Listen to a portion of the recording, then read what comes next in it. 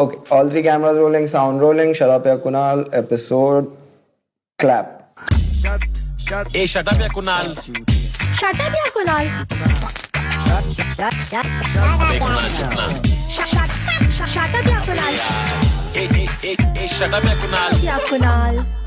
Hello, ladies and gentlemen. Today with me is Professor Dilip Mandal. He's been a student of sociology from JNU.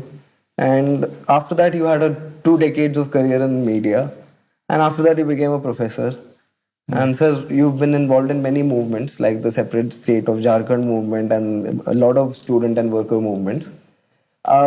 Today we are going to be discussing आपके मतलब चर्चे तो आपके Twitter पे sir बहुत है लिखा भी आपने काफी कुछ बीबीसी प्रिंट क्विंट वगैरह के लिए पर आज हम सर आपके साथ एक स्पेसिफिक टॉपिक पे एंगेज करना चाहते हैं कि एज एन आर्टिस्ट इंडिया की क्या सोशियोलॉजिकल रियलिटी पता होनी चाहिए आर्ट फॉर्म परस्यू करने के लिए तो इसी सब्जेक्ट पे बात करेंगे welcome to the show sir thank you आपने हिम्मत का काम किया है कि मुझे आप बोलने के लिए बुला रहे हैं क्योंकि कुछ साल पहले तक मैं 15 या 16 टेलीविजन चैनलों पर जाता था अपनी बात रखता था फिर अचानक कुछ हुआ तो मुझे नहीं मालूम कि क्या हुआ फिर लोगों ने मुझे बुलाना बंद कर दिया अचानक से झटके की तरह था तो पहले तो आपके साहस को सलाम कि आप और आप जोखिम लेते रहे हैं तो आपने फिर से जोखिम लिया और जो आप टॉपिक मेरे लिए प्लेस कर रहे हैं मुझे लगता है कि बहुत इम्पोर्टेंट है क्योंकि आर्ट जैसे एक उसको लेकर एक नोशन है कि कुछ लोगों के लिए है और कुछ लोग बनाते हैं बाकी लोग रेसिपिएंट हैं ये पूरा प्रोसेस अब इस बीच में चेंज हुआ है स्पेशली सोशल मीडिया के आने के बाद मैंने एक फिल्म देखी और उसको देखने के बाद जो मैं लिख या बोल रहा हूँ या बोल रही हूँ इसका इम्पैक्ट उसके आगे की ऑडियंस बिल्ड होने पर भी पड़ता है और उस फिल्म मेकर की जो पूरी पर्सनालिटी एक स्पेस में बनती है वो अब लोग भी बना रहे हैं जो कि पहले एक inert recipient of the message हुआ करते थे तो अब ये पूरा प्रोसेस बहुत इंटरेस्टिंग हो गया है हाँ। ऐसे समय में ये बहुत इंपॉर्टेंट हो गया है कि जो लोग फिल्म मेकर हैं जो टेलीविजन सीरियल्स बना रहे हैं इवन जो स्टैंड अप कर रहे हैं इस तरह का जो कुछ कर रहे हैं उनको अब ये समझना होगा कि अब सिर्फ उनकी गेज लोगों पर नहीं है लोगों की गेज भी उन पर है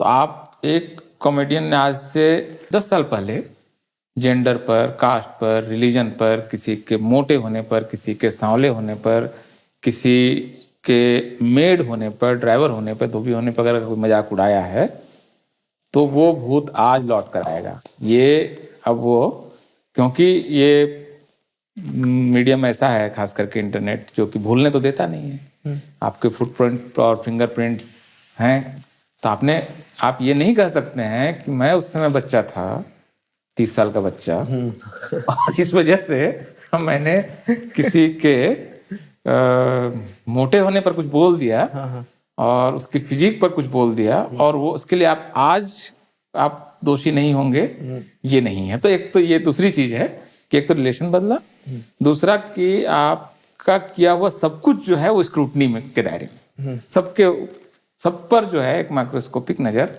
करोड़ों लोगों की है तो जो कुछ कर रहे हैं तो बहुत सतर्क रहे हैं जो कर चुके हैं उसका भुगतने के लिए तैयार है हाँ वो हिस्ट्री नहीं सर है कहाँ भुगतना थोड़ी जो होता है ये खाली ठीक है आप माफी मांग रहे हैं जब या आप बोल रहे हैं कि मुझसे गलती हुई है तो ये भी मेरे ख्याल से एक लेवल का पूरे डिस्कोर्स को या पूरे स्पेस को वो थोड़ा सा और सेंसिटाइज करता है कि नहीं मैं ये नहीं बोल सकता हूँ पिछले साल 9 मई को मुनमुन दत्ता ने YouTube पर एक वीडियो अपलोड कर दिया इस वीडियो में उन्होंने दलित समाज के लिए एक अपमानजनक टिप्पणी की मैं YouTube में आने वाली हूँ और मैं अच्छा दिखना चाहती हूँ की तरह नहीं दिखना चाहती हूँ फिर क्या था मामले ने तूल पकड़ लिया और हरियाणा के हांसी में एडवोकेट रजत कलसन ने इनके खिलाफ SC/ST की विभिन्न धाराओं के तहत मुकदमा दर्ज करवा डाला इसके बाद मुनमुन दत्ता ने अपने खिलाफ दर्ज मुकदमे को खत्म कराने के लिए सुप्रीम कोर्ट में याचिका दायर की थी उस याचिका को सुप्रीम कोर्ट ने 22 सितंबर 2021 को खारिज कर दिया था इसके बाद नेविल शाह ने अपने ट्विटर हैंडल पर एक माफीनामा पोस्ट किया है इसमें वो कह रहे हैं पिछले 24 घंटे में 2016 की मेरी एक स्टैंड अप कॉमेडी की क्लिप सामने आई है मैं इस जोक की वजह से लोगों को पहुंचे धक्के और गुस्से के लिए माफी मांगता हूं आई एम सॉरी मैंने वह सब पढ़ा है जो जोक को लेकर लोग मेरे बारे में कह रहे हैं। मैं रिजर्वेशन कोटा पर किए गए अपने विचारहीन कमेंट पर माफी मांगता हूं। बहुत कुछ है जिससे मुझे शिक्षित होना है। मैं खुद को लगातार शिक्षित करने का प्रयास करता रहूंगा। कोई भी आर्ट फॉर्म, देखिए वो उसका अपना तो नहीं रह जाता जब वो पब्लिक में छोड़ दिया जाता है। तो उसके बाद क्या हो रहा है, इसको लेकर आपकी समझदारी होनी चाहिए कि आप क्या जहां जा रहा है वहां से वहां क्या होने वाला है, वो ये चीज वहां जाकर क्या बन जाएगी। ये इंपॉर्टेंट नहीं है कि आपने क्या सोचा, द मीनिंग वहां ड्रॉ नहीं हो रही है। मैं बोल रहा हूं कुछ, सामने वाला अगर कुछ और समझ रहा है तो आप ये नहीं कह सकते कि सामने वाले को समझ में नहीं आया। आपने शायद उस तरह से नहीं बोला जिससे कि आपकी ऑडियंस उस तरह से समझे जो आप सोच रहे थे। ये भी कहना, ये बहाना भी कई बार लोग देते हैं, मैं तो ये कहने की कोशिश कर रहा था। अरे आप ये कहने की कोशिश कर रहे थे तो सामने कुछ और क्यों समझ में आ रहा था, तो इसमें आपकी गलती हो सकती है। बेसिकली सर, जस्ट आपकी बात थोड़ी एक लाइन में रखने के लिए, आपके इंटेंशंस मैटर नहीं करते अगर आपका इम्पैक्ट नेगेटिव जा रहा है तो। एग्जैक्टली आपका इंटेंट मैटर नहीं करता, आपने जो चैरिटी की नहीं मैटर नहीं करती, आप कभी थे कास्टिस्ट या नहीं थे, आप जो कुछ मैटर नहीं करता अगर आपका इम्पैक्ट कास्ट फैक्ट्री की तरफ ही जा रहा है। पूरी तरह ये सच नहीं है, क्योंकि अगर कोई एक आदमी अगर कास्ट को लेकर, रिलीजन को लेकर, जेंडर को लेकर, बॉडी के फीचर्स को लेकर एक सेंसिटिव तरीके से लंबे समय से अपने को उसने अगर बिल्ड किया है, तो वो अगर उसको चैलेंज करते हुए कोई बात कहता है तो हो सकता है कि उसको एक डिस्काउंट मिल जाए। उसने खुद को क्या बनाया है, वहां से मैसेज कौन दे रहा है, ये भी बहुत इंपॉर्टेंट है। अगर एक शेड्यूल कास्ट का आदमी अपनी कास्ट के लोगों को बोले और उस कास्ट का नाम लेके कि तुम लोग सब गधे हो, पढ़ाई नहीं कर रहे हो, और वही एक अपर कास्ट लोकेशन से जब कहा जाएगा कि तुम गधे हो, तुम पढ़ाई नहीं कर रहे हो, तो ये दो अलग अलग मीनिंग का पूरा संसार खुलता है। ये दोनों एक मीनिंग नहीं है। इंडिया के बारे में कहा जाता है, लुई दुमो ने कहा था, लुई दुमे जो फ्रांस के बहुत बड़े सोशियोलॉजिस्ट हैं, कि India is homo hierarchicus, it's not homo equalis. Homo sapien तो कतई नहीं, मतलब वो हायरार्कीज के बिना कुछ भी अपनी कल्पना जीवन, सामाजिक जीवन की नहीं कर सकता है। उसकी सोशल लाइफ उसी तरह से बनती है। उसके घर का स्ट्रक्चर, टीचर की चेयर थोड़ी ऊपर होगी से लेकर किसी के सामने, किसके सामने प्रणाम करना है, किसको छूना है, किसका बनाया हुआ खाना खाना है, किसका लाया हुआ खाना तक खा सकते हैं लेकिन बनाया हुआ नहीं खाना है, ये सब एक डिफाइंड स्ट्रक्चर के तहत है। तो ऐसे समाज में इस बात का ध्यान रखना पड़ेगा कि जो नया डेमोक्रेटिक सेटअप में अब हम एंटर कर गए हैं, उस समाज को लेकर, आप समझ रहे हैं, सोसाइटी तो नहीं बदली, कोई रेडिकल चेंज तो हुआ नहीं, तो आप एक बहुत ही प्रिमिटिव सोसाइटी को लेकर आप एक बहुत मॉडर्न सिस्टम में चले गए, उसके एक मॉडर्न टेक्नोलॉजी आ गई आपके पास, सोशल मीडिया। हाँ, ये आपकी सोसाइटी यहाँ है, तो आपका पॉलिटिकल सिस्टम यहाँ है, और आपका जो कम्युनिकेशन का सिस्टम वो यहाँ है। तो ये बहुत मिसमैच है। इसलिए एक्चुअली ये सारे कॉन्फ्लिक्ट्स हो रहे हैं। और इसमें जिस चीज का एक चीज ध्यान रखना चाहिए कि अगर आप मजाक उड़ा रहे हैं तो फिर आप में साहस होना चाहिए कि आप पावर की तरफ देखें। आपकी गेज मजाक उड़ाते समय आपके घर में जो कपड़ा धोने के लिए धोवन आ रही है उसकी तरफ है, कि आपकी नजर उस देश के सुप्रीम कोर्ट की जज की तरफ है, प्रधानमंत्री की तरफ है, सबसे बड़े ब्यूरोक्रेट की तरफ है, सबसे बड़े कॉर्पोरेट की तरफ है। अगर आप में साहस है, अगर आप खुद को आर्ट परस्यू करने के तौर पर आप ये कह रहे हैं कि आप स्वतंत्र हैं, इंडिपेंडेंट हैं, और आपके पास साहस है, और आप आर्ट को आर्ट की तरह देखते हैं, तो आपकी गेज हर समय नीचे क्यों है भाई? आपके चुटकुले क्यों हमेशा आपसे पावर स्ट्रक्चर में जो नीचे है उससे वहां से क्यों आ रहा है? भाई दम है तो आप थोड़ा ऊपर की तरफ भी देखो। तो आप उतना इनोसेंट एक्चुअली है नहीं कई बार, जितना इनोसेंट बताते हैं कि हम तो आर्ट फॉर्म प्रैक्टिस कर रहे हैं और इसलिए हमें आज़ादी मिलनी चाहिए।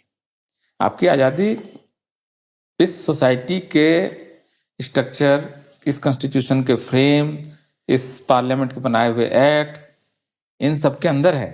इसको सिचुएट वहीं करना पड़ेगा। मतलब आपको, मतलब इवन कॉन्स्टिट्यूशन भी हमारा ये नहीं कह रहा है कि आप खड़े होकर कुछ भी बोलने लगो, उतनी आज़ादी भी नहीं है। मतलब उसके आप रीजनेबल रिस्ट्रिक्शंस हैं, तो उन रीजनेबल रिस्ट्रिक्शंस के साथ आपको सोशल रियलिटी में भी अपनी बात को सिचुएट करना पड़ेगा। अगर ये फिल्म मेकर्स करें तो शायद ये जो कंट्रोवर्सीज होती हैं बहुत सारी ना, बिल्लू बार्बर जो फिल्म बनी थी, इस तरह एक आप सीरीज ऑफ कंट्रोवर्सीज हैं। अब एक्चुअली हमेशा जो एसेंशियली जैसे एक होता था कि जो पावरफुल है वो विरोध करता था कि पद्मावत वगैरह का, वो मामला नहीं है। अब कई बार ये नीचे से भी आ रहा है कि इस फिल्म के पोस्टर में वो कोई एक्ट्रेस झाड़ू लेकर क्यों खड़ी है। कुछ समय पहले फिल्म का पोस्टर रिलीज किया गया था जिस पर जमकर बवाल हुआ। फिल्म में ऋचा का किरदार एक दलित लड़की का है जो पोस्टर में हाथ में झाड़ू थामे खड़ी है। लोगों ने आपत्ति उठाई, कहा दलितों को कब तक ऐसे ही दिखाओगे। लोगों ने ऋचा के किरदार को भी उत्तर प्रदेश की पूर्व मुख्यमंत्री मायावती से जोड़ा था। मेकर्स तक भी बात पहुंची क्योंकि इसके बाद आए ट्रेलर में डिस्क्लेमर ऐड किया गया जिसमें था कि फिल्म और उसके किरदार पूरी तरह काल्पनिक हैं। उस समय टीम की तरफ से किसी का कोई बयान नहीं आया, पर अब ऋचा चड्ढा ने एक स्टेटमेंट जारी किया है। इंस्टाग्राम पर एक लंबा चौड़ा पोस्ट लिखकर स्टीरियोटाइपिंग के लिए माफी मांगी है। मतलब ये जो आ रहा है, ये आप शायद उसको समझ नहीं पा रहे हैं कि डेमोक्रेसी ने अभी वॉइस का भी डेमोक्रेटाइजेशन कर दिया है, और वहां से भी बोलेगा तो सरकार को उसका नोट लेना पड़ रहा है। तो ये इस तरह से उसको देखा जाना चाहिए मेरे ख्याल से। बेसिक ब्रॉड फ्रेम मेरा ये है जब हम आर्ट और सोसाइटी के रिलेशंस की बात कर रहे हैं। तो बेसिकली सर आपका कहना ये है कि आप बोलोगे कि I live the world around me, मैंने ये देखा नहीं है, पर आपकी गेज ना ही सीधी है ना ही ऊपर है, मोस्टली नीचे ही है गेज आपकी।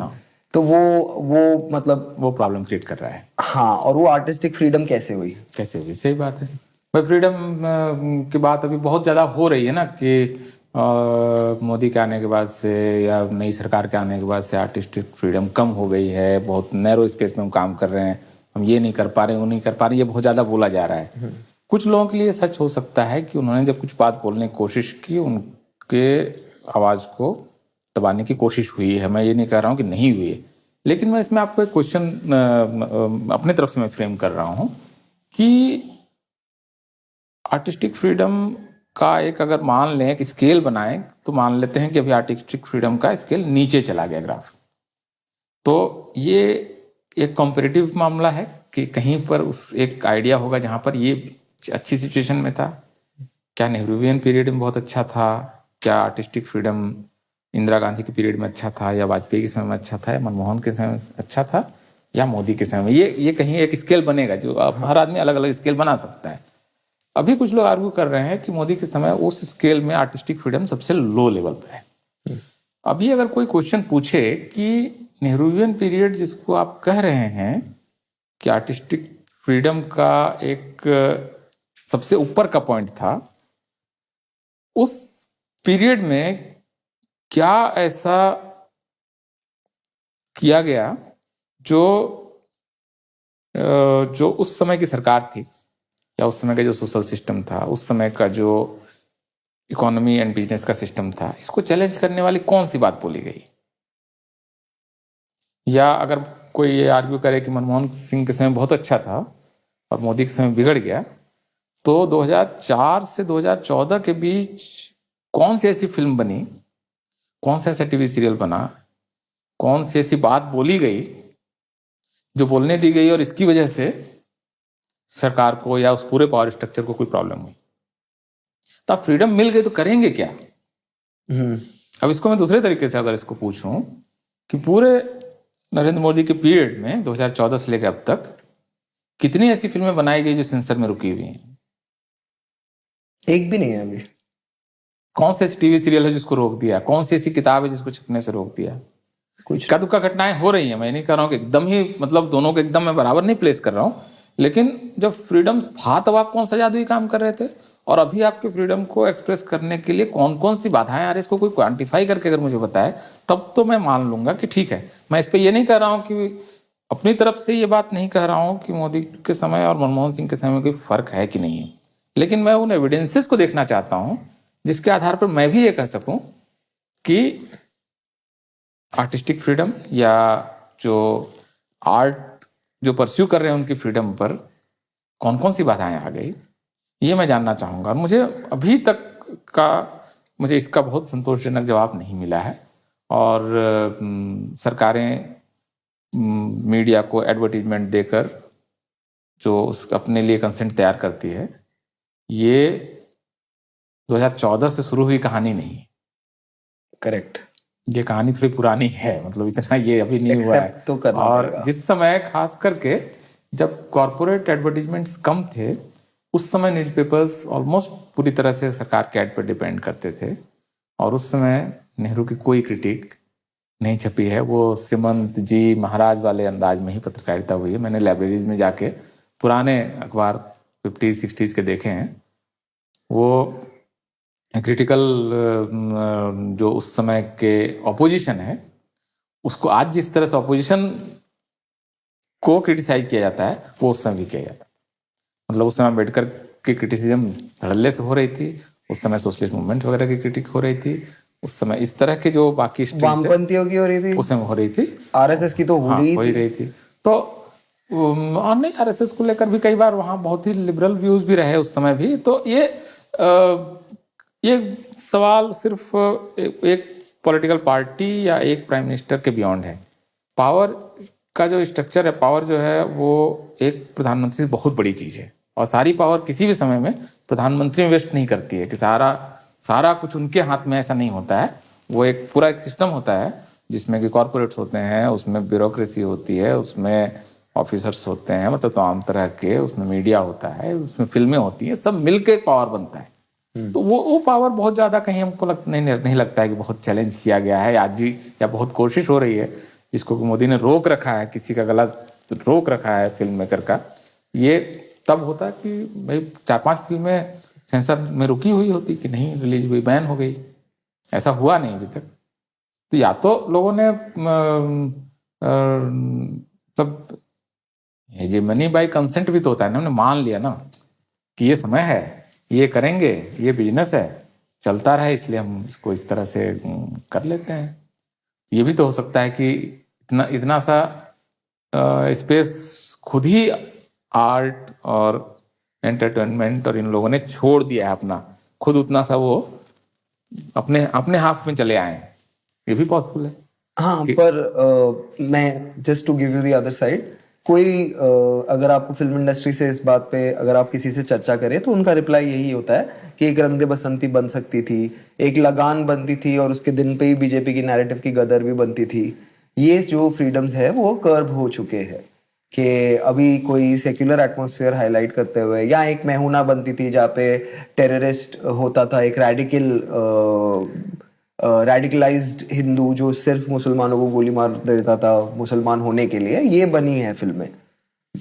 आप असल में जिन फिल्मों की बात कर रहे हैं उसमें जैसे रंग दे बसंती जब बन रही है, तो रंग दे बसंती का जो विलन है, जो पॉलिटिशियन है, वो एसेंशियली क्या उस रिजीम का विलन है, या आप वो डिफेंस डील का जो करप्शन है वो कहीं किसी और एरा का तो नहीं है। मुझे लगता है थोड़ा सा उसमें और नॉनसेंस में जाना पड़ेगा। ये हो सकता है, ये कोई कहने को कह सकता है कि ठीक है, हम एक खास पीरियड में इस तरह की फिल्में आ रही थी, लेकिन क्या गदर और लगान एक लगभग एक समय में आना, ये कांग्रेस के उस समय की जो सरकार थी उसके ग्रैंड नैरेटिव को क्या बहुत ज़्यादा चैलेंज कर रही थी? क्या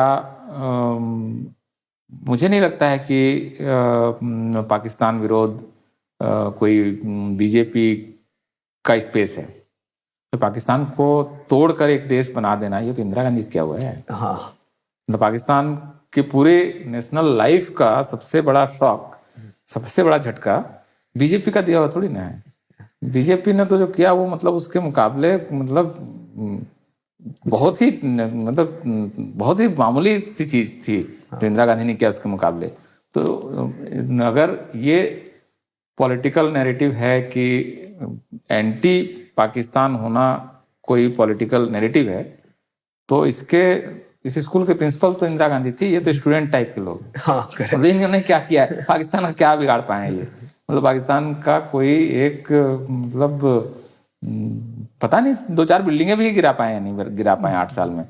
उन्होंने पूरा का पूरा पाकिस्तान लगभग आधा तोड़ के निकाल लिया है। हाँ, तो पाकिस्तान के खिलाफ अगर एक फिल्म बन रही है, बॉर्डर जैसी फिल्म जो एंटी पाकिस्तानिज्म को प्रमोट कर रही है, तो ये आज वो नैरेटिव इनके हाथ से फिसल गया जरूर, लेकिन ये नैरेटिव कांग्रेस का है। कांग्रेस जब तक थी तब तक तो उसका नैरेटिव, कांग्रेस के शासन में लगातार आप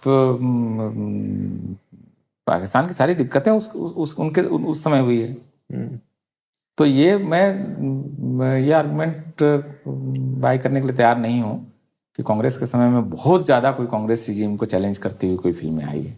ये अगर इसको एक उस तरह से भी देख सकते हैं कि फिल्में हमेशा ही शायद ऐसी रही हैं जो पावर स्ट्रक्चर के साथ कदम ताल करती in the service of society. हाँ, ये बात तो आपकी सही है। वो नमस्ते लंदन का अक्षय कुमार याद आता है जो सोनिया गांधी जी के बारे में अच्छी अच्छी बातें कर रहा था। मनमोहन सिंह का फैन था बहुत बड़ा। और नहीं, ये सारे फिल्म मेकर, सारे बड़े, दिलीप कुमार से लेकर सायरा बानू, सारे लोग आके इन लोगों के साथ, प्रधानमंत्रियों के साथ फोटो खिंचाया करते थे उस समय। मतलब सरकार और फिल्म इंडस्ट्री का बहुत ही मतलब सिम्बायोटिक, बहुत मधुर संबंध ही रहा है। मतलब ये अभी कांग्रेस की सीट से चुनाव लड़े, लोग भूल जाते हैं। वो राज्यसभा वगैरह में गए हैं। अभी मोदी की तस्वीर आर्टिस्ट ये फिल्म मेकर्स के साथ आती है तो लोग चौंकते हैं, ये क्या हुआ है? तो ये पहली बार नहीं हुआ है। हाँ, ये जो एक दोस्ताना है, ये थोड़ा पुराना है। मतलब इतिहास, भाई मैं कह रहा हूँ कि 2014 से इतिहास शुरू नहीं हुआ है। प्रॉब्लम है, इसका मतलब ये नहीं कर रहा हूँ कि 14 के बाद कोई प्रॉब्लम नहीं है या 14 के बाद प्रॉब्लम बढ़ नहीं गई, ऐसा भी नहीं है। लेकिन ये पूरा जो एक, अगर एक बहते हुए पानी के तौर पर अगर एक आप इस पूरे नैरेटिव को देखें तो हर जगह नहाएंगे तो पानी अलग होगा, कुछ ऐड होगा, कुछ घटेगा जरूर, लेकिन मोटे तौर पर पानी वही है। ये उसी स्ट्रक्चर का पार्ट है जिसमें कि किसी खास तरह की फिल्में बनती हैं। वो आमतौर पर शहरी इलीट, ये लोग ज़्यादातर अगर फिल्मों में हीरो होते हैं, गांव की फिल्में भी बनती रही, उसमें भी जनरली इलीट होता है। आपका जो मार्जिन है, वो सोसाइटी का जो मार्जिन है वो फिल्म का भी मार्जिन है, बल्कि सोसाइटी का मार्जिन जितना बड़ा है वो फिल्म का मार्जिन उतना बड़ा भी नहीं है। दलित को दिखाने की कोशिश करते हैं तो कचरा कर देते हैं। हाँ। मतलब आप, और वो आप उस जिस समय की बात कर रहे हैं, अगर मान लें कि ये लगान की कहानी जिस समय है, उस समय क्या सोसाइटी में और कुछ नहीं हो रहा होगा? क्या वो पीरियड वही पीरियड नहीं होगा जिस समय की ज्योतिबा फुले से लेकर साहू जी महाराज और बाबा साहब आज़ादी से पहले के ये भी तो कहानियां रही होंगी जिस समय उन्होंने पहली बार पढ़ना शुरू कर रहे होंगे, वो स्कूल जा रहे होंगे, गवर्नमेंट से के सामने असर्ट कर रहे होंगे अपने राइट्स के लिए, अपने लिए अलग मतदान क्षेत्र मांग रहे होंगे। ये इस पीरियड में की एक फिल्म अगर आप बनाते हैं और उसमें आप एक दलित कैरेक्टर उठाते हैं जिसके जीवन की अकेली खूबसूरती ये है कि उसका वो क्रिपल्ड है, हाथ उसके नहीं चलते हैं, इसलिए जब बॉल फेंकता है तो बॉल स्पिन हो जाती है, उसमें और कोई खासियत नहीं है। और वो एक सवर्ण सा दिखने वाला कैरेक्टर जो हीरो है वो उस पर दया करके उसको ले आता है, इसलिए वो सामने आ जाता है और अब लोगों को लगता है कि ये नॉर्मल है। और उसके बाद ज्यादातर जगह पे तो वो इनविजुअलाइजेशन है, यू कांट सी देम। आप अगर सारी, मतलब शाहरुख खान से लेके अक्षय कुमार, इन सारी फिल्मों में इनके जो नाम हैं, जो इनके नाम, क्योंकि भारत में आमतौर पर सरनेम जुड़ा हुआ ही है सब ज्यादातर फिल्मों में, राजीव मल्होत्रा, कपूर, मतलब वो आप एक पूरा वो एक लगभग सारी फिल्मों में। अमर अकबर एंथनी में 3 अपर कास्ट हिंदू थे। अमर अकबर एंथनी। हाँ, तो ये कॉन्ट्रडिक्शन तो बहुत है। और ये आपको पूरा, जैसे अब उत्तर भारत की सबसे बड़ी जातियों में जो सबसे ज्यादा सरनेम्स हैं, उनका कोई हीरो शायद अभी तक नहीं आया है। कोई यादव हीरो शायद एक फिल्म में आया है अभी तक। हर साल इतनी फिल्में बनती हैं, शायद अब तक कितनी फिल्में बन गई होंगी पता नहीं। मुझे लगता है कि यादव सरनेम वाला एक वो नहीं, फिल्म के अंदर का जो कैरेक्टर का नाम है उसमें महतो के नाम से शायद एक सगीना महतो बनी है, जो इतने कई करोड़ लोगों का सरनेम होगा। तो ये सारे लोग तो हैं ही नहीं वहां पर, या आते हैं तो मतलब प्रकाश झा ने जब लाना शुरू किया तो वो साधु यादव, बच्चू यादव, मतलब सबसे खतरनाक विलेन, बच्चू यादव की इज्जत का हलवा।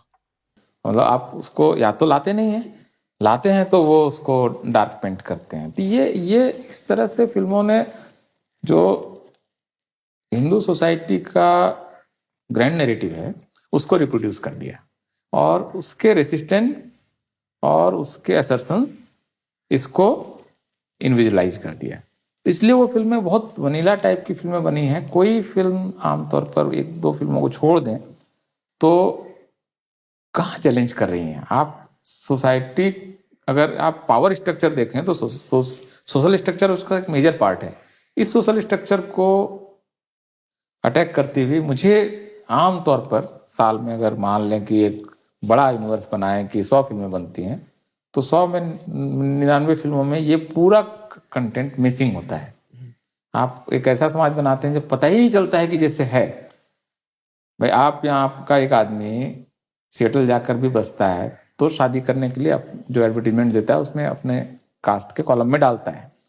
लेकिन जब हम एनआरआई दिखाते हैं तो ऐसे दिखाते हैं जैसे वो कास्टलेस एक एंटिटी है, फॉरवर्ड मूविंग जिसको इस चीज से कोई लेना देना ही नहीं है। वो मतलब कास्ट ब्लाइंड किस्म का एक अजीब सा कैरेक्टर वो क्रिएट करते हैं जिसके जीवन में इसका कोई लेना देना ही नहीं है। तो ये रियलिटी के करीब नहीं है। ये तो पहली प्रॉब्लम है। दूसरी प्रॉब्लम ये भी है कि वो अपने आर्ट फॉर्म के साथ भी न्याय नहीं करता है अगर वो लगातार इस तरह का दिखा रहा है। तीसरा कि आप सोसाइटी के बहुत बड़े हिस्से को अगर आप बातचीत के भी लायक नहीं मानते हैं, मतलब आप उसको क्रिटिसाइज भी नहीं करते हैं, यहाँ तक आप उसको ज़्यादातर फिल्में तो डार्क पेंट भी नहीं करते, पेंट ही नहीं करती हैं। वो उस पूरे कोलाज का मतलब है ही नहीं वो उसमें। तो ये इसको यूएस वगैरह में इसको लेकर तो काफ़ी बहसें हुई और वो उसको एड्रेस भी किया लोगों ने। आप CNN टीवी न्यूज़ चैनल देखिए, मुझे लगता है कि 2 से 3 घंटे भी अगर आप देख लेंगे तो एक ब्लैक एंकर उसमें खबर पढ़ता हुआ दिख जाएगा। आप पूरे दिल्ली का जिसको नेशनल मीडिया बोलते हैं, पता नहीं कैसे नेशनल है, लेकिन नेशनल मीडिया में आपको पहला दलित एंकर नहीं है।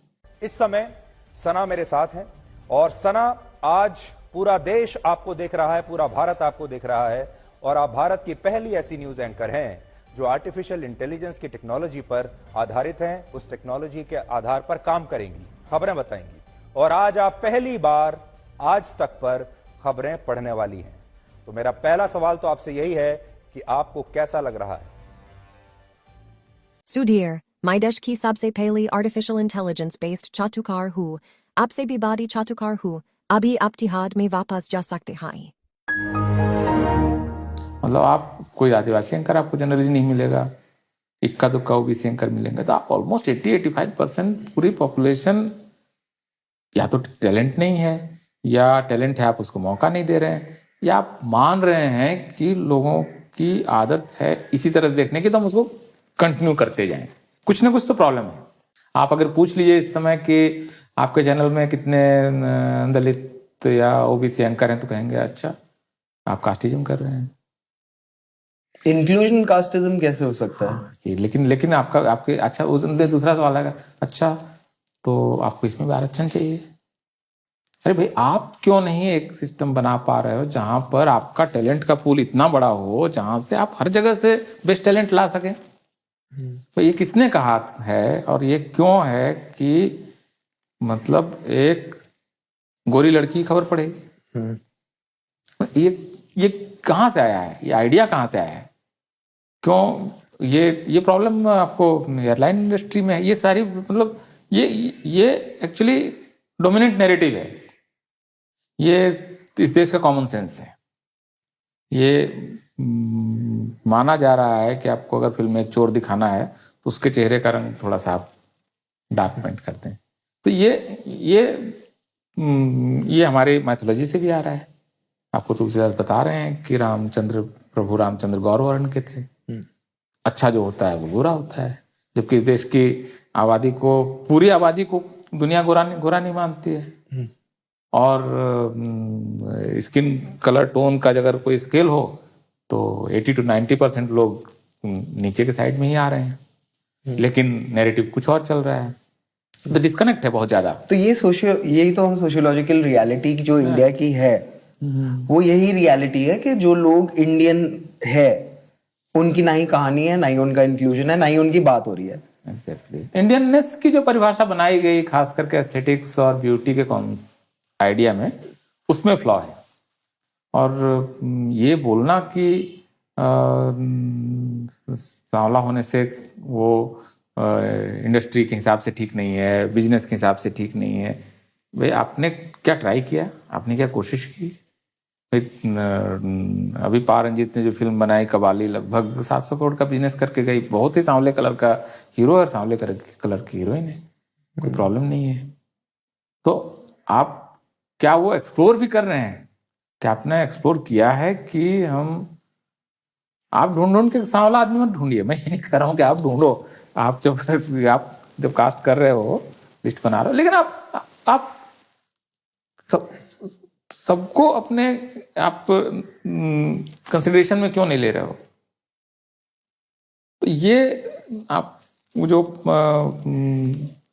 पूरा जो स्ट्रक्चर है उसके कंटिन्यूम में है, ये उसकी कंटिन्यूटी में है। इस वजह से आप राजा रवि वर्मा जब वो देवता के पहले बार कैलेंडर बना रहे हैं, हमारा कॉमन सेंस तो इस तरह से डेवलप हुआ है ना कि भाई देवता कैसे होते हैं। तो इसके लिए तो आप बहुत अमूर्त किस्म की तस्वीरें थी, किस्सों में थी, आपके ओरल ट्रेडिशन से और कुछ लिखे हुए टेक्स्ट से आपको आ रहा था कि देवता ऐसे होते हैं, असुर ऐसे होते हैं, राक्षस ऐसे। ये कहानियां आई। इसको जो फॉर्म मिला कि कैसे होते हैं, वो फॉर्म जाके मिलता है दो जगह से। एक तो जब पहली बार छापा खाना में कलर प्रिंटिंग शुरू हुई और राजा रवि वर्मा ने देवताओं की तस्वीर बना के कैलेंडर छापना शुरू किया बड़ी संख्या। वही राजा रवि वर्मा ने जैसा बनाया वही हमारा देवता वैसे ही है वो। अब अगर इसमें प्रॉब्लम हुई कई बार कि भाई कृष्ण तो सांवले हैं, अब सांवला देवता दिखाएंगे तो हम लोग मानेंगे नहीं। तो राजा रवि वर्मा ने इसका एक समाधान निकाला, एक सॉल्यूशन निकाला। उन्होंने कृष्ण को नीला बना दिया। आप अपने घरों में अगर देखेंगे, अभी भी आप अमर चित्र कथा वगैरह में देखेंगे, तो कृष्ण जो है, अब कहानियों में सांवले हैं, सांवले बना नहीं सकते हैं। सांवला लोगों के लिए, बाकी जो आपने पूरा सिखा के पढ़ा के तैयार किया आदमी को, वो आदमी के लिए देवता का एक रंग है, तो सांवला बना दिया। शिव को नीला बना दिया। मतलब आप वो जो आपने कॉमन सेंस को डेवलप किया, ये बाद में जाके टीवी सीरियल से और फिल्मों से ये और पुष्ट हुआ। जैसे अब दादा साहब फाल्के जब फिल्में बनाने शुरू की तो 11-12 सारी फिल्में उन्होंने धार्मिक फिल्में बनाई। मतलब आप फिल्मों की शुरुआत भी भारत में बहुत अजीब तरीके से होती है। तो वो वही जो मैथोलॉजी है जो कि कास्ट सिस्टम और जेंडर के बीच के भेदभाव को इंडोर्स करता है, जिसको सैंक्शन करता है, वो आपका सोर्स बनता है फिल्म मेकिंग का। भारत की सारी शुरुआती फिल्में सोर्स होती हैं उसकी कहानियां। राजा हरिश्चंद्र पहली फिल्म बनी है और सारी फिल्में शुरू में वो बनती हैं। तो असल में जिसको बोलते हैं ना कि ग्लास में भांग नहीं पड़ी हुई है, वो कुएं में ही पड़ी हुई है। हाँ। उससे आप जितनी ग्लास बनानी हो बनाओ, उससे कुछ भी करो, वो भांग वहां पड़ी हुई है। तो ये पूरे इंडियन सोशल सिस्टम के साथ अगर आप सिचुएट करेंगे तो इन फिल्मों में क्या हुआ है और क्यों हुआ है ये समझ में आएगा। चालू होता है हमारी माइथोलॉजी से, फिर आता है माइथोलॉजी की प्रेजेंटेशन से, फिर वो प्रेजेंटेशन से एक कॉमन एस्पिरेशन आता है और वो एस्पिरेशन को केटर करने के लिए इंडस्ट्री आती है। वो एस्पिरेशन को केटर करने के लिए इनको फ्रीडम चाहिए। अब हाँ, अब यहाँ पर आपके जो अनफिटर्ड फ्रीडम चाहिए, लेकिन अगर उसका कोई मॉडल है तो वहां पर फिर आप कुछ बना नहीं पा रहे हैं। वहां पर आप कोई इस सिस्टम को, सिर्फ सोशल सिस्टम की बात नहीं है, आप इस इकोनॉमिक सिस्टम, किसी भी चीज को आप ऐसा कुछ कर नहीं पा रहे हैं। इवन जो थोड़ा सा आपके इकोनॉमिक सिस्टम को और थोड़ा सा सोशल सिस्टम को चैलेंज करने वाली जो फिल्में 70s 80s में बनती हैं, न्यू वेव सिनेमा जिसको बोलते हैं, NFDC फंडेड, जो तो जिसमें श्याम बेनेगल से लेके मृणाल सेन और वो सारे गौतम घोष वगैरह सब आते हैं, पार आक्रोश वगैरह, एक सीरीज ऑफ फिल्में बनती है। ये कितनी बड़ी आयरनी है कि सिस्टम को चैलेंज करने के लिए कुछ होता हुआ दिख रहा है और वो सरकार उसके लिए पैसे दे रही है। इसका मतलब है कि आप सरकार को दरअसल चैलेंज नहीं कर रहे। सरकार ने एक आपको दे रखा है कि ठीक है कोने में जाकर रो यार, रो लो तुम, ठीक है, मतलब ठीक है, बहुत रोना पीटना मजा, बड़ा गरीब देश है, तुम रोना है ना, रो यार, हम पैसे दे रहे हैं ना, हमारे पैसे से रो ना, हम तुमको रूम दे रहे हैं, वहां रहो, सब खाने पीने को मिलेगा, तुम रो। सो ये कोई रिबेलियन जैसा कुछ नहीं था ये वो। और उसमें फिर आपको नेशनल अवार्ड्स मिलेंगे, आप सरकार की कमेटी में आओगे, फिर सेंसर बोर्ड में आओगे, आप फिर राज्यसभा मिलेगी। तो ये पूरा एक वो पावर एक्चुअली कई बार ना ये भी है कि जो अपोजिशन है, पॉलिटिकल सेंस में नहीं बोल रहा हूँ, किसी नैरेटिव का जो अपोजिशन है वो भी अगर आपका आदमी है, वो होती है जीत। असल में जीत वो नहीं है कि आप पावरफुल है, सामने वाले को दबाए जा रहे हैं, सामने वाला रेसिस्ट कर रहा है और आपने उसको दबा दिया, ये असली जीत नहीं है। असली जीत ये है कि सामने वाला जो आप एक्चुअली उसको आप एक स्टेज पर आपके दो खिलाड़ी हैं, दोनों आपके खिलाड़ी हैं, India A versus India B. हाँ एग्जैक्टली। तो इसमें आपका एनएफडीसी नैरेटिव और इधर मनमोहन देसाई नैरेटिव में जिसकी भी जीत होनी है, जीत आपकी होनी है, आपके पैसे, मतलब आपके स्ट्रक्चर का पार्ट, वो दोनों नैरेटिव आपके स्ट्रक्चर का पार्ट है। बेसिकली सर, अगर हम 3 जन हैं, मैं, आप और एक तीसरा जन है जो 3 पत्ती खेल रहे हैं साथ, और मैं और वो डिसाइड करें कि भाई आज जो भी होगा ना, हम दोनों तो 50-50 करेंगे, तो हारेगा कौन? हो गया, खेल हो गया, फिर तो खेल हो गया ना। तो जिसको जैसे हम लोग कहते हैं कई बार कि शंकराचार्य और मंडन मिश्र में शास्त्रार्थ हुआ और बौद्ध धर्म हार गया। भाई हिंदू धर्म की 2 धाराएं हैं आपस में, वो सगुण धारा और निर्गुण धारा, या जो एक ब्रह्म और व्यक्ति एक है और 2 अलग अलग हैं, द्वैत और अद्वैत के बीच का झगड़ा हो रहा है, और इस झगड़े में बौद्ध धर्म हार रहा है। हाँ।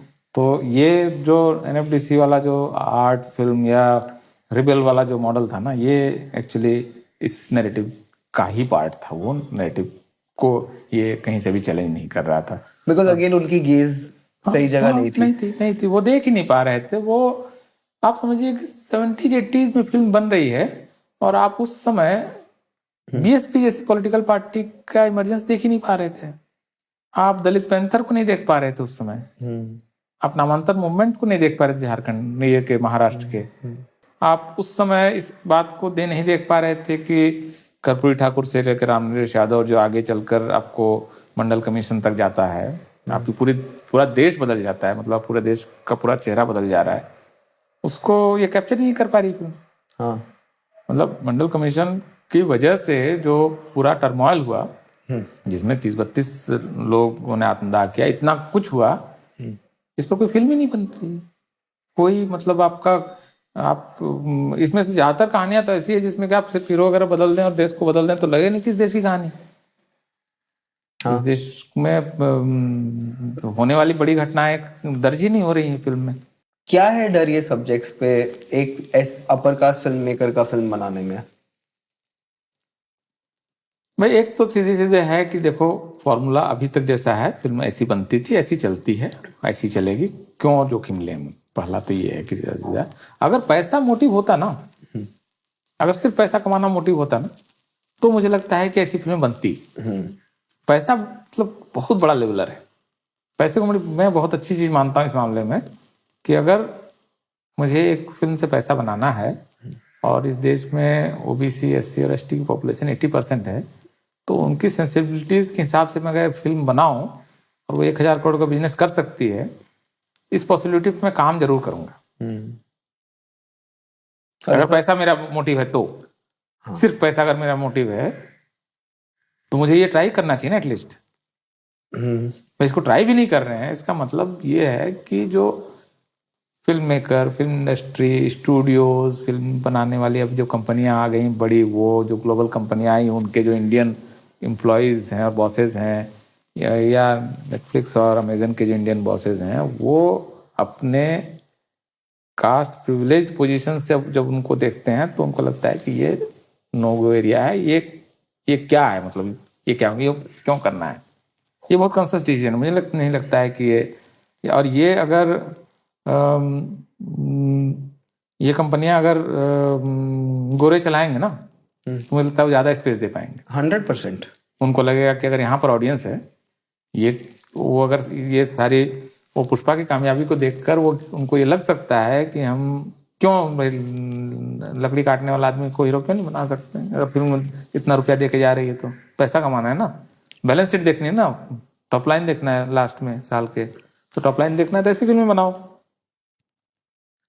2 पॉइंट मतलब इंडियन ऑडियंस तो बहुत ही बड़ा है।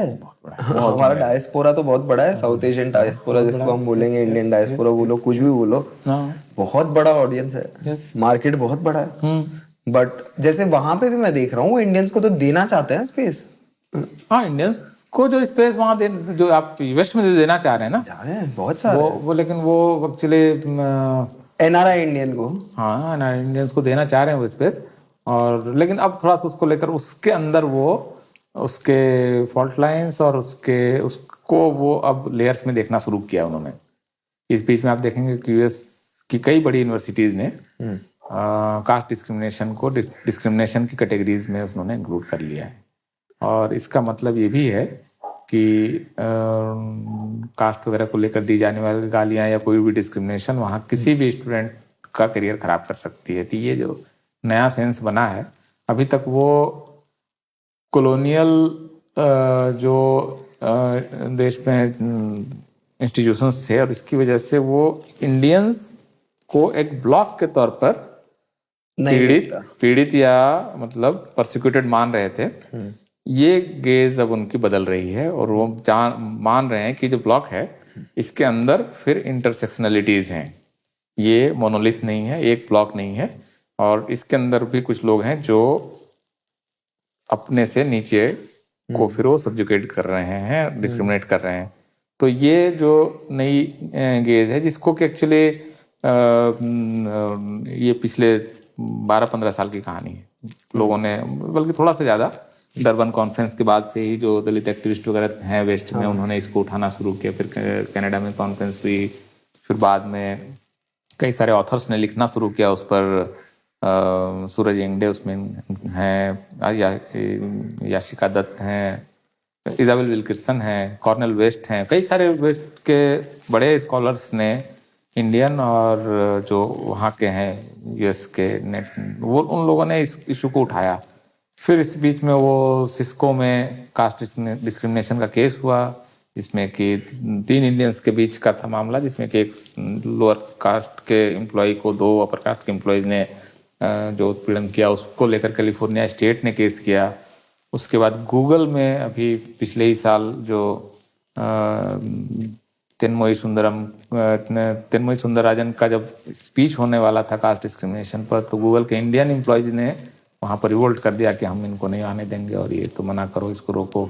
तो गूगल, ये पूरी दुनिया अब इन चीज़ों को जान रही है कि और गूगल ने रोका उनको, नहीं फाइनली रोका उनको, और उसको कंपनसेट करने के लिए एक हिंदू सुपरमेसिस्ट स्पीकर को भी रोक दिया कि चलो उनको भी रोक दिया। ये बैलेंस किया इस तरह से उन्होंने गूगल। पर ये कैसे, मतलब जो शोषण कर रहा है, हाँ, उनकी तो आवाज जानी चाहिए, तो उनकी तो आवाज ऐसी ही है, तो उनकी आवाज तो हर न्यूज चैनल पे जगह है। तो ये, और फिर अब जो फिल्म बन रही है आवा डुवर्नी की, और फिर जो दलित एम्प्लॉयज हैं उनको किस तरह से बंधक बना के मंदिर का काम करवाया गया अमेरिका में, न्यू जर्सी में, $1 1 घंटे का। ये सारे एक साथ इतनी सारी चीजें फूट के आई है वहां पर कि अब वो वेस्ट भी इंडियंस को इस नाते कि आप बड़े बेचारे हैं और आपने तो अंग्रेजों का जुल्म झेला है इसलिए आप आ जाओ, ये वाला किस्सा खत्म हो गया। That story has ended. और ये रही सही थोड़ी बहुत कसर निकल जाएगी थोड़ी समय में कि वो कर क्या रहे थे एक्चुअली। जो पर्सन ऑफ कलर का जो एक ब्रॉड कैटेगरी बनती थी ना, whites and person of colour, तो हम पर्सन ऑफ कलर हैं और हम बड़े बेचारे हैं, हमको यहाँ पर आप अपने डाइवर्सिटी प्रोग्राम में इंक्लूड कर लो। इधर मतलब वही इंडिया में आके फिर रिजर्वेशन बहुत बुरा है, देश बिगड़ जा रहा है। ये दो चीजें इंडिया के लिबरल्स को, क्या इंडिया के लिबरल लोग को पेलने वाली बात है जब ये एनआरआई करते रहे। ये लिबरल लोग जो ह्यूमन राइट्स की बात करते हैं ना, साले अमेरिका में नहीं करते वो ह्यूमन राइट्स की बात ना, तो इधर बैठा रहता है इधर उधर वहां पर वो हाय माई बाप हमारे साथ बड़ा जुलूम हुआ है और यहाँ पर मतलब वो बहुत ही अलग अजीब तरीके से वो खुद को प्लेस कर रहे हैं और मॉडल माइनॉरिटी के तौर पर। क्योंकि देखिए ब्लैक डाइवर्सिटी का पूरा आइडिया ब्लैक्स के स्ट्रगल से आया है। बहुत ही मतलब वो ब्रूटल ऑपरेशन और उसका बहुत हेरोइक रेजिस्टेंस से आया है। बहुत लड़ाइयाँ लड़ी हैं, इन्होंने खून दिया है ब्लैक्स ने, और इसकी वजह से डाइवर्सिटी आया है। अब ये जो यहाँ पर ऑपरेशन है, वहाँ हम माइनॉरिटी बन के वो उनके पोजीशंस खा रहे हैं।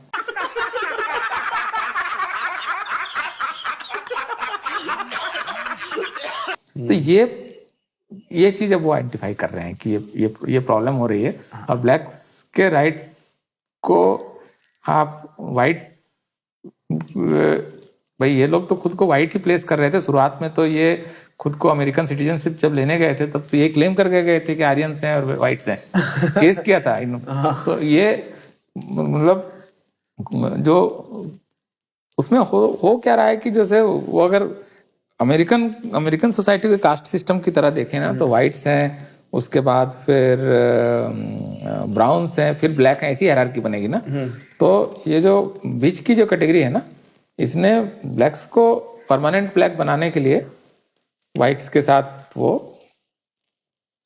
एसोसिएशन में चले गए हैं। लेकिन वो क्योंकि एक मॉरल सोसाइटी है, वहां पर इस तरह के सवाल होते रहे, लड़ते रहे वो, और वो अपने आप से लड़ते रहे। वो उन्होंने मतलब अपने आप को पर्ज किया है कई बार, तो इसको वो इस तरह से वो देख पा रहे हैं कि अब ये प्रॉब्लम है। तो वो वाला जो इंडियन डायस्पोरा के अच्छे दिन थे वो गए। अब वो अगर सोशल साइंसेज में किसी को एडमिशन देना है तो पूछ ले रहे हैं कि भाई कास्ट लोकेशन आपकी क्या है, या कास्ट लोकेशन बताकर अगर कोई जा रहा है तो वो प्रेफरेंस पा सकता है। और उनको लेकर वो एक सिंपैथेटिक नजरिया आप सामने उनका आने लगा वाइट्स का। तो ये नया हुआ है, ये 10 साल की, पिछले 10-12 साल की कहानी। तो इसमें इसको वहाँ पर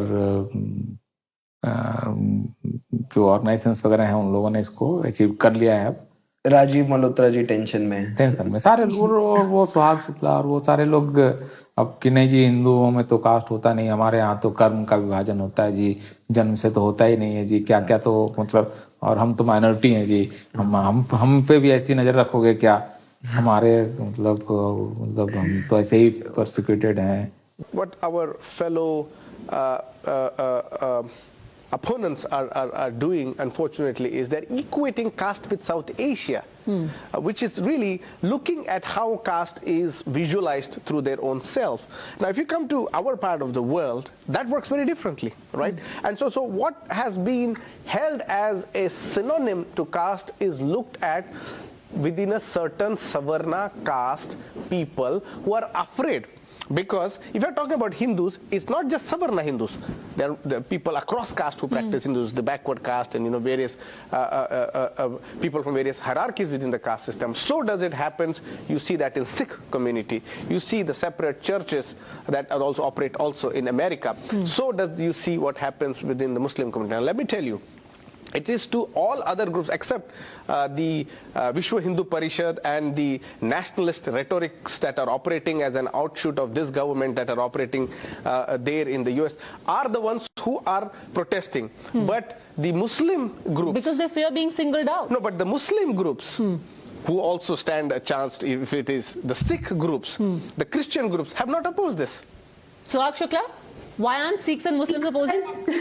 Why? Because they are part of a nexus of anti-Hindu activism. You bring up the current government, I'm sorry, but the Prime Minister comes from an OBC background. The current president comes from a Dalit background. The former president comes from an SD background. No, so this idea of trying to present Hindus as somehow fragile or opposing this policy because we want to continue to discriminate, I think is obfuscating the facts.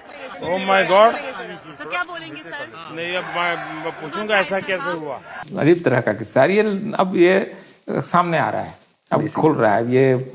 ये चलने वाली चीज है नहीं, क्योंकि mass communication के medium, social media की वजह से ये सारी कहानियां वहां भी तो जा रही हैं। उनको मालूम है ना सीवर डेथ की कहानी, ऐसा तो है नहीं कि न्यूयॉर्क टाइम्स में नहीं छप रही।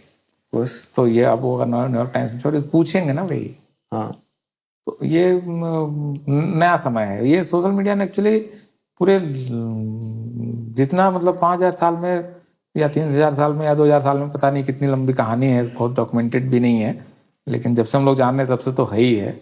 ये इस कहानी में बहुत डिसरप्शन पैदा कर दिया है। अचानक से पता चला कि दलित ऑर्गेनाइजेशंस ने सोशल मीडिया के जरिए खुद को मोबिलाइज करके देश भर में भारत बंद करा दिया। मतलब पिछले 30 साल का सबसे बड़ा भारत बंद था। रोहित वेमुला की घटना होती है और अगले दिन कम से कम समझिए तो 500 कैंपसेज में इस देश में प्रोटेस्ट हो जाता है। ये जो ग्रुप फॉर्मेशन की ताकत दी है सोशल मीडिया ने, ये सवाल तो हमेशा थे, लेकिन क्योंकि लिखने पढ़ने का अधिकार नहीं था तो वो ग्रुप फॉर्मेशन की प्रोसेस रुकी हुई थी। ये अचानक से अनलीश हो गई है। ये प्रोसेस जैसे ही अनलीश हुई है, वो ग्रुप फॉर्मेशन एक अरे उनको मारा है तो कंपनसेशन नहीं दिया है, कंपनसेशन मांगो 50,000 60,000 70,000 लोग ट्वीट कर रहे हैं कि सरकार को कंपनसेशन देना चाहिए। तो सरकार जब देख रही 70,000 लोग बोल रहे हैं कंपनसेशन देना, दे दो। मतलब ये नहीं हो रहा था ना। करेक्ट। एक गांव की कहानी बन के रह जा रही थी, जो उत्पीड़न की कहानी कि भाई उसने घोड़े से उतार दिया शादी के समय में। अब इसका वीडियो आ गया। या एक जबलपुर के सामने या कहीं पर रतलाम में कहीं पर वो दूल्हा था, वो निकला तो पत्थर फेंकने लगे, दलित दूल्हा था, तो उसने हेलमेट पर लगा लिया। अब इसका वीडियो आ गया। वीडियो आते ही उसके बाद आप बोलते रहो कि हमारे यहाँ जो कास्ट सिस्टम है वो जन्म आधारित है कि कर्म आधारित है कि गीता से है कि किस श्लोक से। पत्थर फेंक रहे हो, ये है कास्ट सिस्टम, और उसको हेलमेट लगाना पड़ रहा है, ये कास्ट सिस्टम है। वो सब बाकी कहानियां रखो अपने पास। घोड़ा पे बैठ के हेलमेट पे जा रहा है, इससे ज्यादा मतलब या क्या देखना चाहेंगे लोग। और यूपी में एक गांव में थाली बजाते हैं वो, गुजरात में अभी भी नहीं, वो शादी हो रही है और वो पूरे गांव के अपर कास्ट उस दिन घर में ताला बंद कर चले गए, बायकॉट करके। ये हुआ एक किस्सा हुआ जिसमें कि 200 पुलिस वाले लगाने पड़े कि इनकी बारात गुजर जाए। तो अब आप बताते रहो कि उपनिषद से आया कि वेद से आया। दिख तो रहा है, दिख ये रहा है ना, कहानी ये सामने आने लगी। और ये वीडियोस लाखों करोड़ों की संख्या में व्हाट्सएप से इधर उधर घूम रहे हैं। इस समय आपको वो किसी और मेन स्ट्रीम का तो मोहताज ही नहीं। वो मेन स्ट्रीम नहीं बताया, कोई बात नहीं। रोहित वेमुला की कहानी मेन स्ट्रीम में कहाँ आई थी? नहीं, बहुत जिस दिन जाके प्रोटेस्ट हुआ तब जाके फर्स्ट रिपोर्टिंग हुई। SC/ST एक्ट के खिलाफ 18 अप्रैल को भारत बंद होने वाला है और उस दिन 15 से 20 लाख लोग सड़कों पर उतरने वाले हैं। ये कहानी 18 अप्रैल को सुबह के किसी अखबार में तो नहीं छपी थी ना। नहीं। तो क्यों नहीं छपी थी? क्योंकि आपका रिपोर्टर वहां जाता ही नहीं है, क्योंकि आपका रिपोर्टर ही नहीं है शेड्यूल कास्ट का। भाई कैसे जाएगा? भाई उस गेटों में क्या हो रहा है वहां? लोगों ने ऐसे तो नहीं हुआ कि अचानक से मेरा मन किया सारे लोग निकल के सड़क पे आ गए। भाई पोस्टर बने होंगे, ट्रक बुक किया गया होगा, बैनर बने होंगे, जाना है, उसकी मीटिंग हुई होगी। तो वो जो सोसाइटी में इतनी बड़ी चर्निंग चल रही थी, ये चर्निंग आपको नजर क्यों नहीं आ रही थी एक दिन पहले तक? क्यों? और ये चर्निंग जब नहीं नजर आ रही थी, इसका मतलब है कि आपका कोई कनेक्ट ही नहीं है। जो भारत का मीडिया है उसका रियल इतनी बड़ी आबादी के साथ कोई कनेक्ट ही नहीं है। आपका आपका हर अखबार में एक शेड्यूल कास्ट का एम्प्लॉय हुआ होता तो बता देता अपने बॉस को जाके, बॉस कल काफी बवाल होने वाला है, थोड़ा देख लो, मतलब खबर दो मत दो, लेकिन पता कर लो कुछ हो रहा है। ये बताने वाला नहीं था। ये वहां पर हुआ था जब आपका डेट्रॉइट राइट्स हुए थे 1967-68 के। तो उसकी जांच करने के लिए वहाँ के जो फेडरल गवर्नमेंट है उन्होंने केरनर कमीशन बनाया था और उन्होंने ये बताया कि ये जो पूरा अनरेस्ट है और इसके बारे में जो स्टेट को पता नहीं चला, इसकी एक बहुत बड़ी वजह है कि यूएस मीडिया में ब्लैक्स है नहीं। पता ही नहीं वहाँ कि वो शिकागो में ब्लैक्स जो क्या चल रहा है। वो निकल के आ जाएंगे और आपके सारी दुकानों को जला देंगे गुस्से में। इसकी खबर ही नहीं थी, तो पूरा उन्होंने मेन मार्केट आके जला दिया।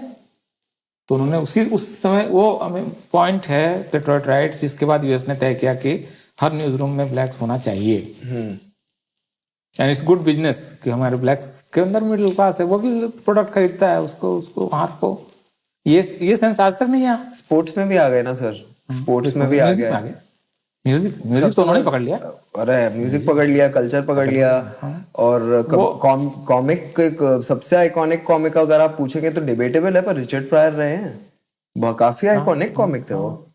मतलब फिल्म में आपको भर भर के आए। टेलीविजन में अभी जो उसके यस मीडिया की डाइवर्सिटी रिपोर्ट है, उसके हिसाब से जो लीड जो वहाँ के सीरियल्स हैं, उसका जो लीड जो करेक्टर होता है, उसके टोटल नंबर्स के हिसाब से टोटल पॉपुलेशन वहाँ 12 या 13% के आसपास है। 18% लीड करेक्टर्स आर ब्लैक, तो वो पॉपुलेशन ज्यादा है, व्हिच इज गुड।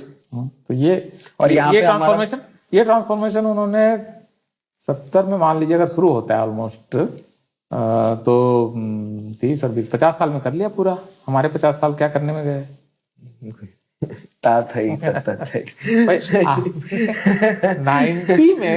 90 में तो इनको पता चल गया था ना कि जब मंडल कमीशन का प्रोटेस्ट हुआ, का सेंसस कभी ना कभी तो होगा। हाँ, निश्चित रूप से आगे चल के कभी।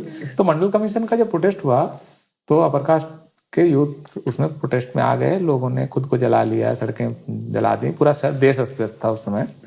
नॉर्थ इंडिया देश, हम लोग कई बार देश मतलब दिल्ली और आसपास गिनते हैं। तो उस समय तो मीडिया में के डाइवर्सिटी के क्वेश्चंस आ गए थे, उस समय रिपोर्ट आ गई थी, उस समय सारा कुछ पता तो चल गया था। भाई केनेथ कूपर ने, जो वाशिंगटन पोस्ट के साउथ एशिया ब्यूरो चीफ थे, उन्होंने बकायदा वाशिंगटन पोस्ट में खबर लिख दी थी कि भाई दलित मिसिंग है यहाँ। तो ऐसा तो है ही नहीं कि यहाँ के पावर स्ट्रक्चर को पता नहीं था कि ये प्रॉब्लम है, लेकिन आज भी नहीं है। और ये अगर कर लिया होता इन्होंने तो 2018 का 2 अप्रैल का जो भारत बंद था, इसकी वायलेंस रुक जाती है। अगर ये पहले से स्टेट को पता होती कि इतना बड़ा प्रोटेस्ट होने वाला है, हो सकता है स्टेट ने इस प्रोटेस्ट के बाद तो फिर उन्होंने एक्ट किया ना। हाँ। तो वो SC एक्ट को वापस बहाल किया। तो अगर ये रिपोर्ट हुआ होता तो गवर्नमेंट हो सकता है पहले ठीक कर लेती।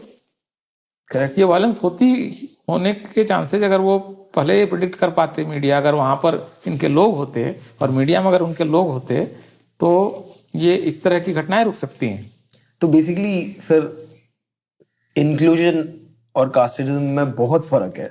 अगर आप इंक्लूजन को कास्टिज्म मान के चलेंगे ना, हाँ, तो वो गलत हो जाएगा। हाँ। ये लोग ऐसे सोच रहे हैं कि किसी का कास्ट पूछने से कि भाई आप कहाँ से आते हो, जरा बताइए, कौन से समाज से आते हो, ये बताइए। हमें बरोबर इंक्लूड करना है सोसाइटी को। एग्जैक्टली। तो इंक्लूजन पूछना आई डोंट थिंक कास्टिज्म है। इंक्लूजन के लिए पूछना कास्टिज्म नहीं है। नहीं है। और उसमें देखिए प्रॉब्लम क्या हो रही है कि जहां पर भी आप इंस्टीट्यूशंस और इंडस्ट्री, इसके बीच में जहां पर इंटरेक्शन है और वहां से आप अगर टैलेंट ला रहे हो, तो हो सकता है आपको डिफरेंट सोशल ग्रुप्स का टैलेंट मिलता है। अगर आपने मीडिया स्कूल से स्टूडेंट उठाए तो आपको मीडिया में डिफरेंट सोशल ग्रुप्स के लोग मिल जाएंगे, क्योंकि वहां पर तो हैं या जो जितने ये आपको थिएटर्स जो देश भर में हैं, इनके उनको देखो, आप वहां से टैलेंट लाओ। लेकिन क्योंकि ये सारे सिस्टम असल में चल रहे हैं रेफरल्स पे, वो मैं भेज रहा हूँ, देख लेना अच्छा करता है, या वो मेरा एक है वो ठीक काम कर रहा है, उसको देखो ये अच्छा कर रहा होगा। अगर ये सिस्टम है, एंट्री का सिस्टम अगर ये है, तो ये नेपोटिज्म रेफरल, तो ये सिस्टम तो फिर एग्जिस्टिंग सोशल ऑर्डर को रिप्रोड्यूस इसलिए करेगा क्योंकि जो है वो अपने जैसा एक आदमी को ही जानता है। आप जानते किसको हो? ज्यादातर लोग के लाइफ में प्राइमरी सोशलाइजेशन उन्हीं के बीच है। प्राइमरी सोशलाइजेशन बहुत प्राइमल है बेसिकली। हाँ, और उन्हीं के बीच है, एक जैसे लोगों के बीच है। हाँ। भाई आपकी शादी होती है, जैसे शादी की लिस्ट आप देखो, गेस्ट की लिस्ट, हाँ, तो ज्यादातर शादी की लिस्ट में 90% लोग एक ही कास्ट के होते हैं ना। हाँ। जिस कास्ट के आके और बाकी 10% जो होते हैं वो इसलिए आता है क्योंकि उनके साथ धंधा हो रहा होता है, कुछ बात होती है, कहीं और इंटरेक्शन में है, साथ में पढ़े हैं। जो वो स्पेस है जहाँ पर डिफरेंट कास्ट आपस में एक दूसरे से मिलने का मौका रखती है, वो एजुकेशनल इंस्टीट्यूशन है, जहाँ पर सबसे ज्यादा इस बात के चांसेस हैं कि डिफरेंट कास्ट के लोग एक दूसरे से मिले, एक दूसरे कास्ट जाने या न जाने बगैर, दोनों ही सिचुएशन में। तो सर ये जो प्रॉब्लम चल रहा है, तो आप स्कॉलर एकेडमिक रह चुके हैं, आप प्रोफेसर रह चुके हैं, तो इंक्लूसिविटी पे अगर आपसे पूछना है, आपका ओपिनियन लेना है, तो कितना डिफिकल्ट है? मैं आपसे बात कर सकता हूँ, तो ऐसा तो नहीं है आपको कोई मैसेज करेगा, आप बोलोगे नहीं नहीं मैं बहुत बिजी हूँ। आपसे कोई कमर्शियली एंगेज करके पूछना चाहता है कि क्या मेरा, आप ही क्यों, कोई भी बहुत सारे प्रोफेसर हैं, कोई कमर्शियली एंगेज करके पूछना चाहता है कि मेरी फिल्म कितनी इंक्लूसिव है। देखिए मैं इसका तो एक तो आप जो सॉल्यूशन दे रहे हैं वो हो सकता है कि आप एक्सपर्ट की राय लें, बिल्कुल कमर्शियली उनको एंगेज करें, उनको उनके साथ आए। नॉन कमर्शियल तरीके से मुझसे बहुत सारे फिल्म मेकर पूछ भी लेते हैं कि ये हम कर रहे हैं ठीक, मतलब प्रॉब्लम तो नहीं होगी। पर नॉन कमर्शियल तरीके से क्यों पूछते हैं? वो अभी उनको वर्थ नहीं लग रहा है कि इस पर कोई मतलब प्रॉब्लम हालांकि हो रही है। लेकिन मैं एक दूसरा सॉल्यूशन दे रहा हूँ। मैं आपको एक सॉल्यूशन ये दे रहा हूँ, जैसे कि आप समझिए कि न्यूज़पेपर्स छपता है। न्यूज़पेपर्स आमतौर पर रात में छपता है, 8-9 बजे के आसपास छपाई का काम शुरू होता है। 9 बजे, 10 बजे, कहीं कहीं 11 बजे, कहीं 12 बजे, 1 बजे तक के भी न्यूज देते हैं। अब नाइट शिफ्ट है एक ऑफिस का, मान लीजिए नाइट शिफ्ट के एक ऑफिस में अगर आपने सारे मेल हिंदूज रख लिए तो ये कन्वर्सेशन कितनी आसान है ये बोलना कि मियाँ लोग बदमाश होते हैं, आसानी से बोल सकते हैं ना, या माँ बहन की गाली और उनके ऑर्गन्स को लेकर दी गई गाली बहुत आसान है। आप उस न्यूज रूम में एक लेडी डाल दो और एक आप मुस्लिम डाल दो, होगी नहीं ये बात। सिर्फ कन्वर्सेशन नहीं बदलेगी, वो जो कंटेंट तैयार कर रहे हैं ना उसमें भी रहेगा यार सब ये आदमी सब डेमोनाइज जिसको हम कर रहे हैं, बगल में साथ बैठ के खाते हैं उसके साथ, मतलब ठीक है, अच्छा ही आदमी है, मतलब ऐसा कुछ नहीं। या वो लड़की बगल में बैठी हुई यार, कैसे मतलब इतनी गंदी फोटो और रेप को लेकर इस तरह की गंदी लैंग्वेज क्यों इस्तेमाल करूं, देख लेगी तो क्या। मतलब आप सेंसिटाइज करने का सबसे अच्छा तरीका ये है इंक्लूजन, कि आप उसको उस सारी कैटेगरीज को इंक्लूड करने की कोशिश करो उस प्रोसेस के अंदर में, जो प्रोसेस कंटेंट को क्रिएट कर रहा है। वो अपने आप जादू की तरह काम करता है। मतलब नवार्ड टाइम्स में 90s में जब पहली बार नाइट शिफ्ट में एक लड़की आई थी, उससे पहले नवार्ड टाइम्स का न्यूज रूम माँ बहन की गालियों के लिए जाना जाता था। सभी दारू पे हाँ ऐसी हो रहा है। एक लड़की आ गई एंड एवरीथिंग चेंज, सारे लोग सोबर हो गए। मतलब अचानक से मतलब वो गंदे चुटकुले सब यूं बंद हो गए। तो आप अगर प्रोसेस के अंदर उसको डाल दोगे, बाहर से उसकी स्क्रूटनी करा लो, एक सॉल्यूशन ये हो सकता है कि आप बॉडी रखो। पर फिल्मों की एकेडमिक स्क्रूटनी होनी ही चाहिए, मतलब अमेरिका में हुई है, नहीं चाहिए। फिल्मों पर दुनिया भर की पीएचडी हो रही है, दुनिया भर का काम हो रहा है, आर्ट एंड एस्थेटिक्स के डिपार्टमेंट खुले हुए हैं। में अभी तक कोई एकेडमिक एंगेजमेंट बहुत कम, खास करके कास्ट एंड मूवीज को लेकर कुछ लोग हैं, मतलब चिटपुट लोग काम कर रहे हैं। एक डॉक्टर वानखेड़े हैं जेएनयू में, कुछ लोग कर रहे हैं, लेकिन अभी भी इसको लेकर इसको जैसे क्रिकेट में भी कास्ट की बात करोगे क्या, फिल्मों में भी रिजर्वेशन चाहिए क्या, मतलब ये जैसे कुछ रिडिक्यूल, मतलब एक अजीब सा क्यों। अच्छा जब साउथ अफ्रीका ने ये तय किया कि हमारा वो खत्म हो गया है अपार्थाइड और हमको अब नए सिस्टम में जाना है, एक नए मतलब रिकॉन्सिलेशन करना है, एक नया देश बनाना है, सबको लेके चलना है। तो उन्होंने क्या किया कि भाई ठीक है, क्रिकेट की टीम बनानी है, हमारे क्रिकेट के प्रोविंस की टीम है। उन्होंने कहा प्रोविंस में जब क्रिकेट की टीम बनेगी ना, तो इसमें हमें हर टीम में 11 अगर खेल रहे हैं तो आधे हमें कलर्ड चाहिए, ठीक है। तो कलर्ड लोग क्रिकेटर्स आने लगे।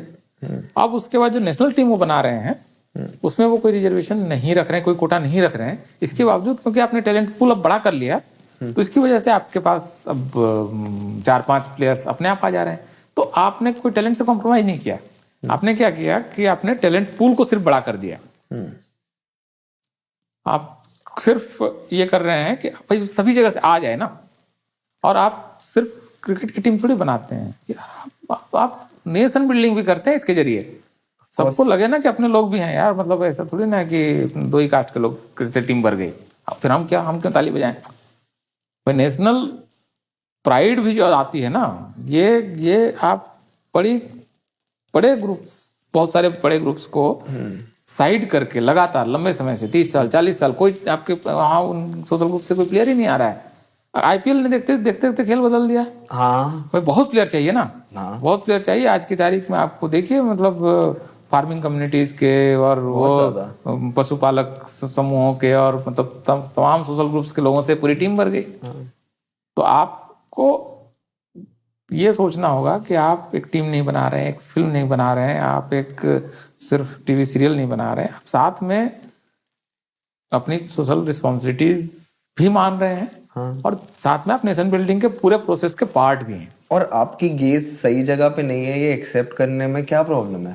हाँ, मतलब हाँ, क्यों आपको नहीं दिख रहा है कि रोहित शर्मा 20 साल पे आ जाता है, 21 साल पे आ जाता है, 3 साल खेलता है, 3 साल फिर उसको ओपनर एज टेस्ट होता है, और सूर्य कुमार यादव को 32 साल लग जाते हैं। अभी तक टेस्ट नहीं खेला है भाई। अभी तक टेस्ट नहीं खेला है उन्होंने।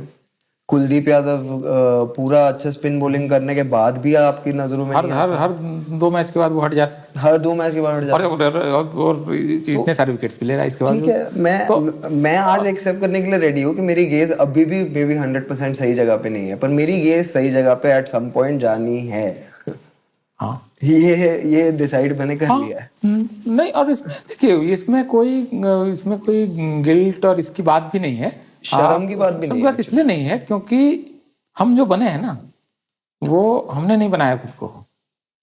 हमने नहीं चुना है कि हम किस बाय प्रोडक्ट लोकेशन में पैदा होंगे, हमारे साथ कौन लोग पढ़ेंगे। शुरुआत में खास करके ये सारी चॉइसेस तो हमारे नहीं थे।